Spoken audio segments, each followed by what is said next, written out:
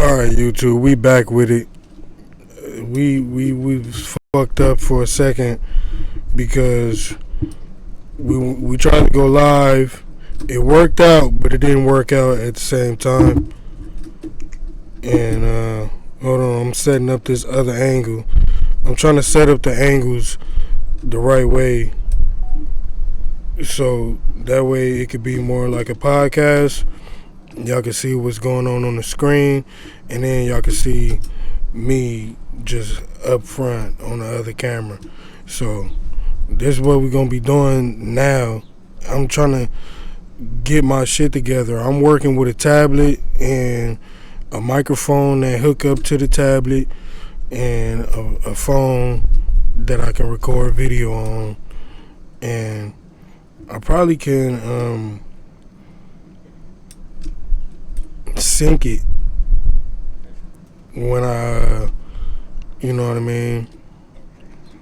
I probably can't sync it, so yeah. But we're gonna get back to what we was going into, which is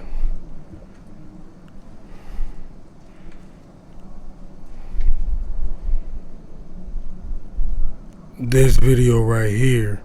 Next gen gaming is cooked, and that's good. You're in the right place. Please consider subscribing. So let's get to the root of this story. This begins with CNBC, who wrote up an article on how AI memory is sold out, and this is causing an unprecedented surge in prices. This was back in January, and this wasn't news for a while. We really started to see this pick up November of last year. This article puts things perfectly into frame on why there's been such a grand chain reaction across the globe, where even prominent companies like Sony are being forced to fall in line. That's because everyone's looking for RAM, and you can't meet that worldwide demand. And they even describe here that companies like NVIDIA, Advanced Micro Devices, and Google need so much RAM for their artificial intelligence chips, and those companies are the first ones in line for components, with vendors like Micron, SK Hynix, as well as Samsung Electronics making up most of the RAM market, and their business is benefiting from selling these off at a inflated price. So what you see here already is like, when the RAM becomes available, it's not going to your new Xbox. It's not really necessary right now. We're pushing toward that AI future. Google, step on up. You're ready to pay? Okay, you go first, right? There's a priority list being made. The result of this, as we've seen, is, for example, AMD raising the price of graphics cards due to the... This is what I kind of figured it was going to be. It was going to be a lack of RAM going around. So that's kind of what is the problem with the new gen of gaming.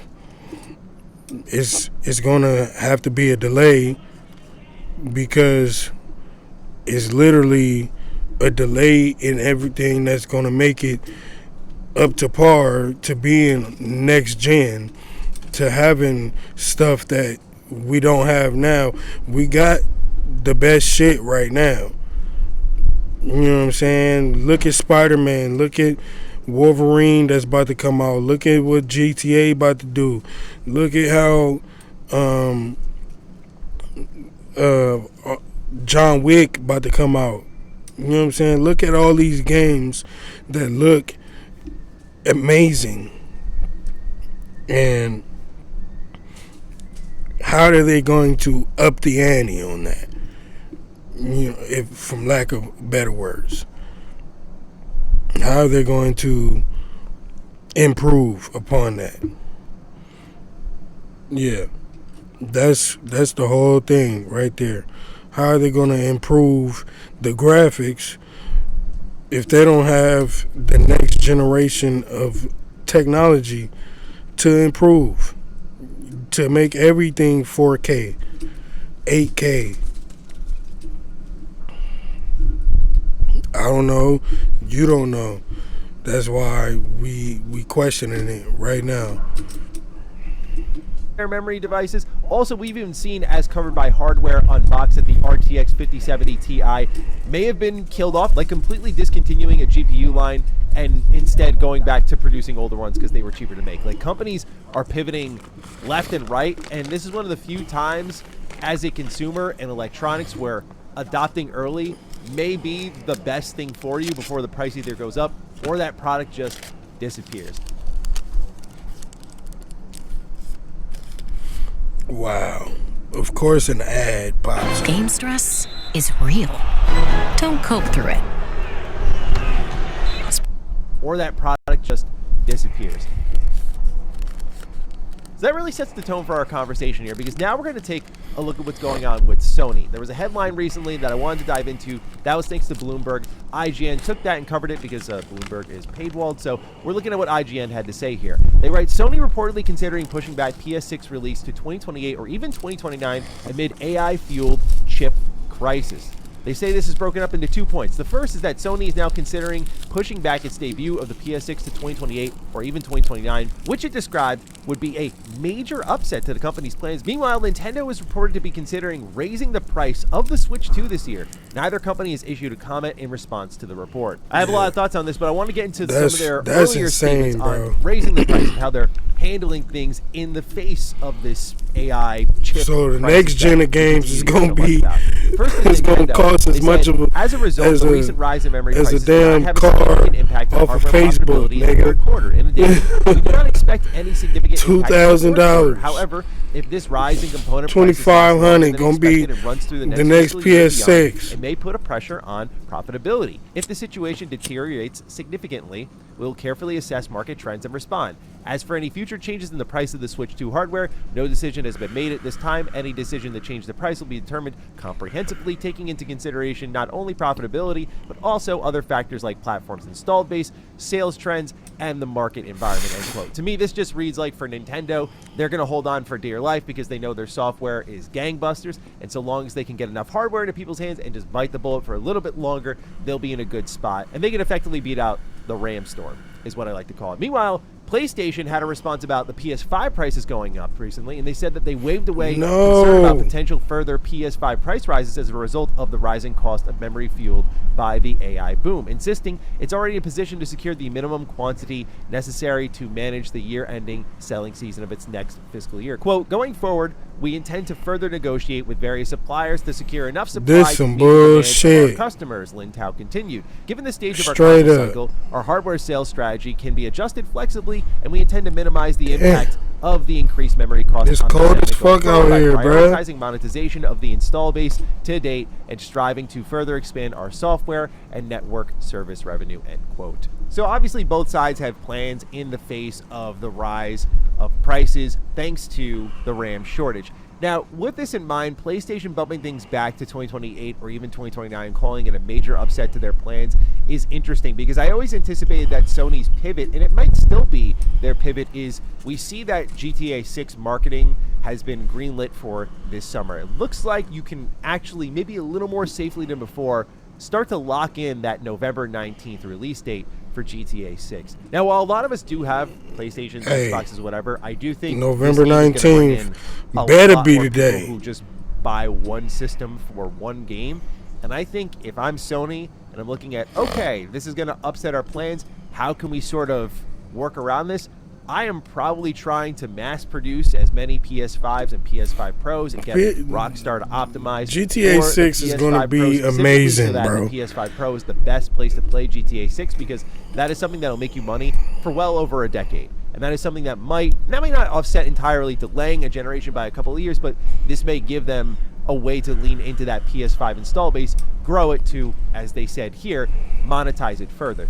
This is why I always say that, yes, I know it's frustrating when you see games like, of course, Concord or Horizon Hunter Gathering, but don't be too surprised when you see more of these games. There's a reason like Fair Games hasn't been canceled, because PlayStation has even said themselves that they just need one of these to hit. That's all they're looking for. They're looking for their Fortnite because they want that recurrent, continuous revenue, and it makes more sense for them to keep chipping away at that. In fact, I think in the face of all the problems that Marathon had late last year, I wonder if there was a conversation of should we shut this thing down, because we've seen them talk a lot about how Bungie has been a big headache for them, and they've rolled a lot of Bungie into their own PlayStation studios. And so I think what ultimately happened was, well, we just need one live service to hit. We bought Bungie for that reason, and so again, they're looking for that hit. So that's why they're not getting away from that. If they can increase their install base through something like GTA 6 and then have a live service hit, then boom, money made. You don't have to worry as much about that PlayStation 6. But it's pretty significant to see that it is delaying PlayStation's plans because they have become the market leader now that Xbox has bowed out. But Xbox does have their own next generation plans. We talked about this pretty extensively on Matty Slot, but I do want to point out one quote here from the Windows Central article that we focused on, where they write, "The next Xbox is coming in 2027, and the strategy behind it is a bigger deal than people realize." So a lot of us...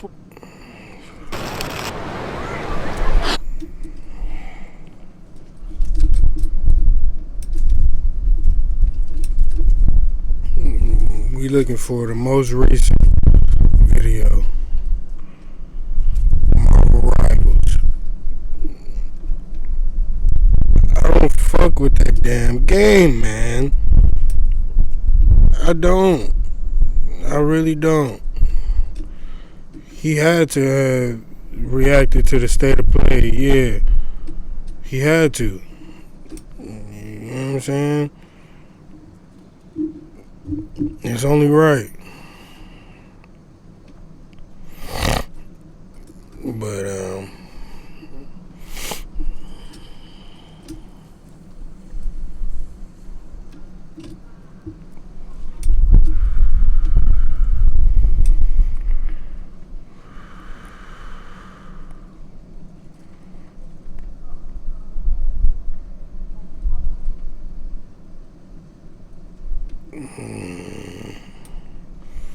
it's nothing new that they can tell me.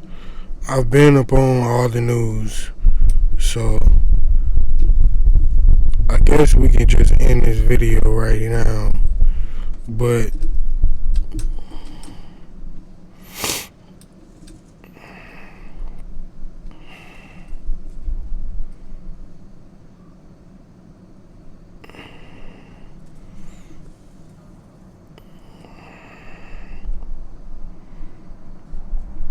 yeah, I'm in the video right now, and we're gonna be back with some new shit if anything just so happens to happen within the next couple of hours.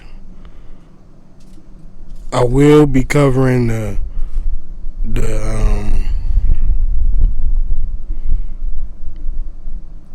no, I won't say that because I don't have the zone. So I can't cover the fights. I would if I could, but I can't. So we're gonna end the video right here. I hope y'all fuck with it, man. Get them likes up, subscribe. You feel me? Go subscribe to the music channel. If y'all don't believe that I can really rap, hold on. I wanna see this trailer right here. It says that I've seen it, but I don't remember seeing it. There's math, and then there's $10 big New Yorker math. 201 square inches equals one slice for you.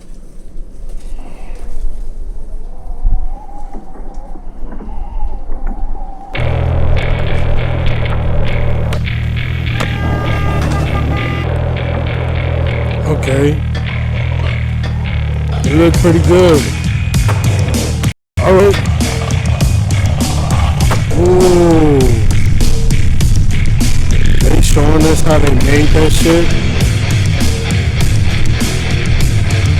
Or can you make like tricks or some shit?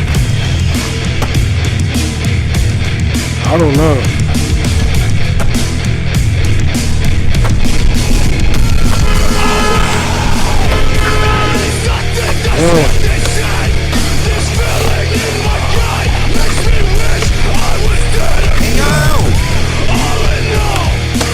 I don't like the music though.